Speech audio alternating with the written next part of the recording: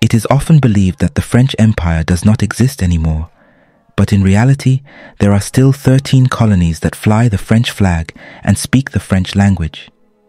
Independence has not yet come to these colonies. New Caledonia is among them.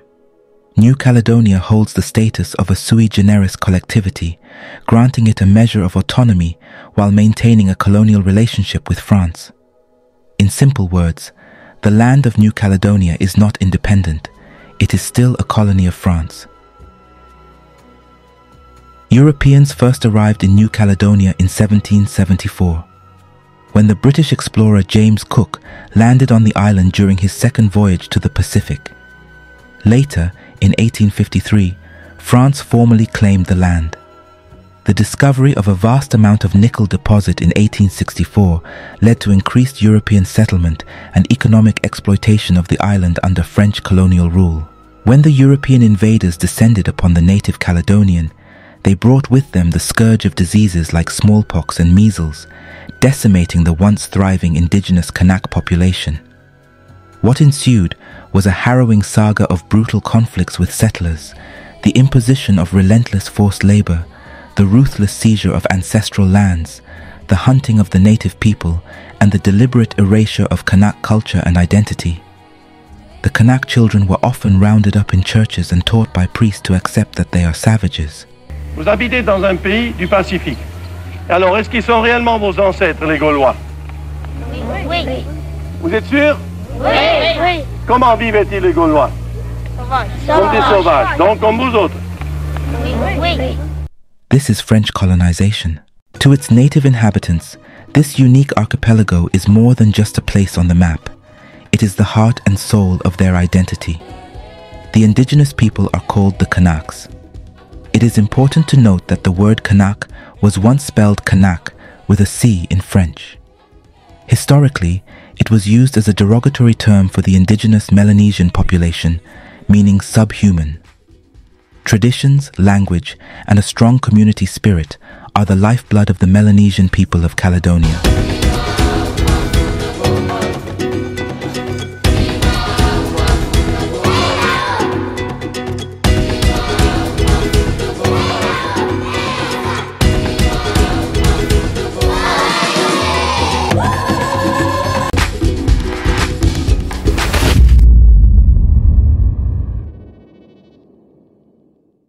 The Kanaks fought tirelessly for recognition and self-determination.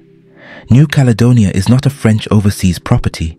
It is Kanak home, Kanak heritage, and Kanak legacy. New Caledonia is Kanaki. The push for independence came in the 1970s. Tired of seeing his people in misery and despair, a former priest named Jean-Marie Chappell organized the Melanesia 2000 festival in 1975 in Noumea, the capital city. Thousands of Kanaks from every tribe of New Caledonia showed up to reclaim their identity. This move was to send a direct message to the European invaders. Since you refuse to recognize us, the original custodians of the land, we shall fight and take back what is rightfully ours. You either eliminate us or we eliminate you. The claim of the Kanak people destabilized the French government. New Caledonia entered a period of civil war. Before his election, the President of France, François Mitterrand, promised self-determination to people of all overseas territories France had conquered. However, what he proposed for New Caledonia sparked anger among the Kanaks. The Lemoyne proposal aimed to grant New Caledonia greater autonomy within France, decentralized governance, and inclusive power sharing between the indigenous Kanak and the European community.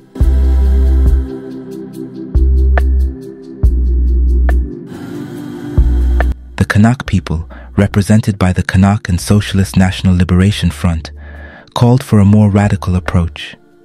They rejected the Lemoyne proposal and demanded immediate independence, the establishment of a sovereign Kanak state, the preservation of Kanak culture, self-determination, and the eradication of social inequalities. Following this declaration, a new country was born, Kanaki. Kanaki does not recognize the state of France. The independentists advocated for the abolition of the French electoral system, which they argued disproportionately favored the European population. Le vert, symbole de Kanaki. Le rouge, symbole de la lutte du peuple kanak. Le bleu de la souveraineté. Le soleil est aujourd'hui au rendez-vous. In November 1984, the Kanak started robbing guns and ammunition from the European settlers and blocking major roads.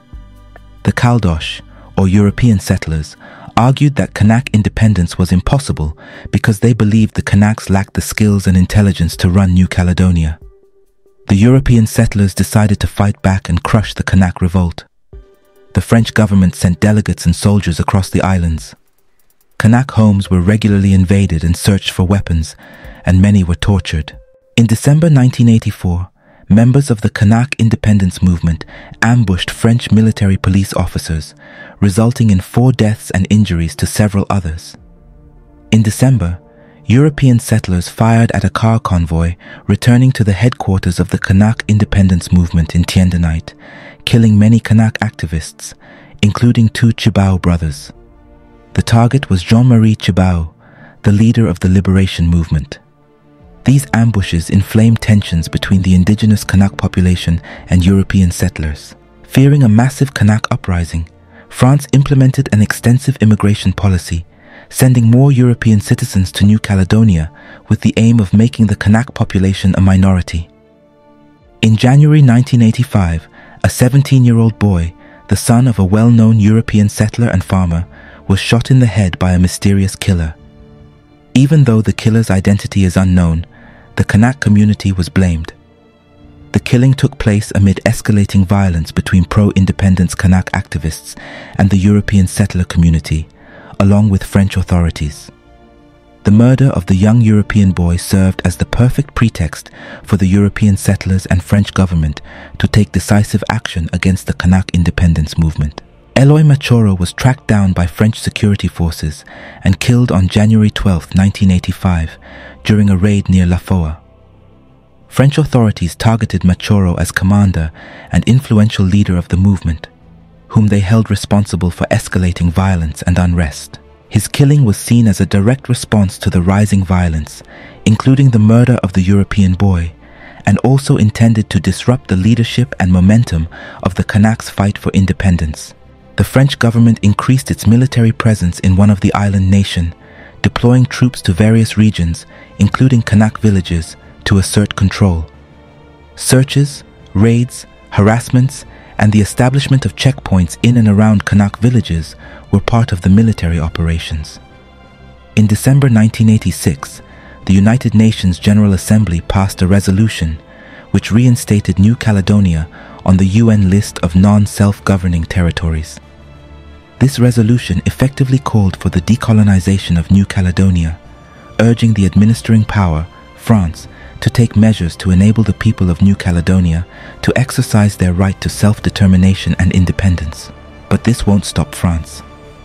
In 1987, the French Noumea court acquitted European settlers who had previously confessed to massacring 10 Kanak leaders, including the brothers of Jean-Marie Chappell, in the 1984 ambush. The court's acquittal of the European settlers in the Hiengen massacre sent a clear signal to the Kanak people. Their lives were not considered equal to those of the Europeans. In 1988, 2 days before the French elections, Kanak rebels stormed a police station to steal more weapons and ammunition. The operation failed. However, they kidnapped 27 policemen and retreated to a cave. France intervened with military action.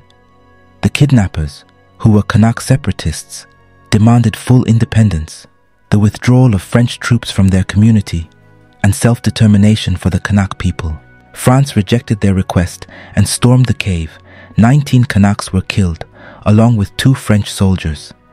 Some Kanak separatists surrendered to the French authorities, but many were shot. This was known as the Massacre of Uvea Island. In order to prevent his people going the way of the Aboriginal people of Australia, a few kilometers away from New Caledonia, Jean-Marie Chappell negotiated in June with the French government and signed the Matignon Agreement. The Matignon Agreement provides for the concession of 10 years to organize a referendum for independence. The agreement allowed the Kanak people time to repopulate the island, since most have perished through European diseases and brutal occupation. The agreement also recognized Kanak aspirations for self-determination, a decolonization process, and amnesty for past political offenses. After the signing of the Matignon Accords, Jean-Marie Tjibaou, a key leader in New Caledonia's independence movement, was assassinated on May 4, 1989, in Ouvéa, during a ceremony marking the first anniversary of the Ouvéa cave hostage crisis. His assassin, Jubeli Weah, a fellow Kanak, opposed the accords, believing Tjibaou had compromised the independence cause.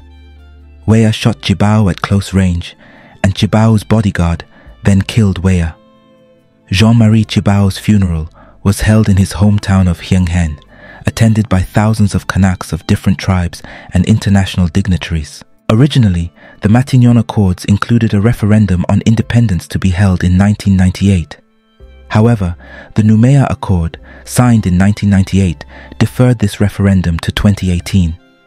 The Nouméa Accord outlined a new timeline, allowing for a phased transfer of powers and granting New Caledonia more time to prepare for potential independence.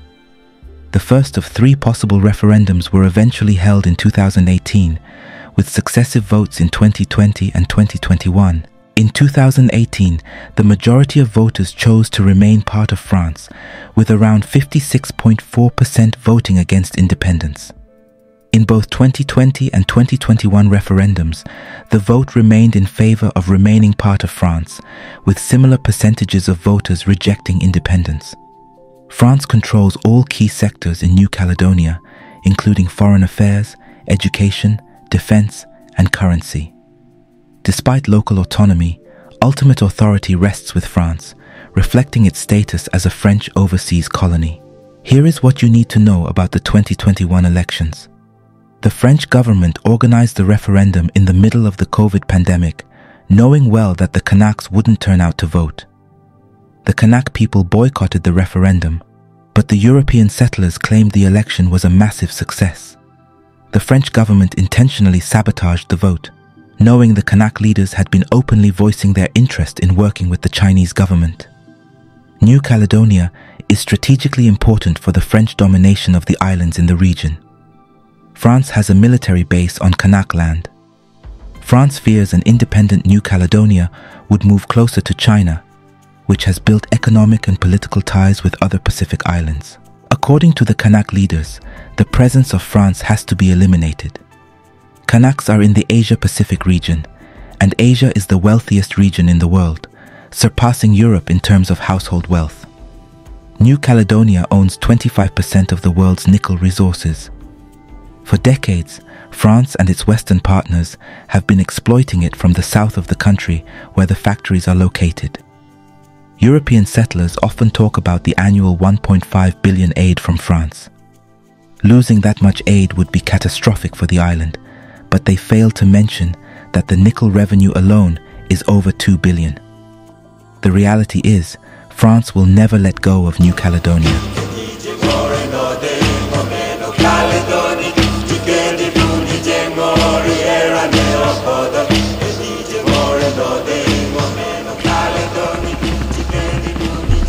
The French Parliament's decision to amend the constitution to allow residents who have lived in the territory for 10 years or more to vote in local elections is seen by the indigenous Kanak people as undermining their efforts towards self-determination and independence, as it would potentially dilute their voting power in favor of more recent French arrivals. France is repeating its colonial tactics. The imperial government is intentionally sending more French settlers to make the Kanak people a minority. French settlers and white supremacist groups have been seen forming civil defense groups to confront Kanak protesters. A French policeman has recently killed a Kanak protester.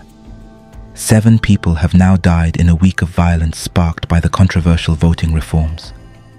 The death comes a day after a visit by French President Emmanuel Macron, who said he would seek a new political agreement on the reforms. Macron also asked the police to go street by street, roadblock by roadblock, and reopen every neighborhood. 1,300 soldiers have been moved to the island, and more than 260 Kanaks have been arrested. Let us know in the comments section if you think the Kanaks, after all they have gone through and are still going through, deserve their independence.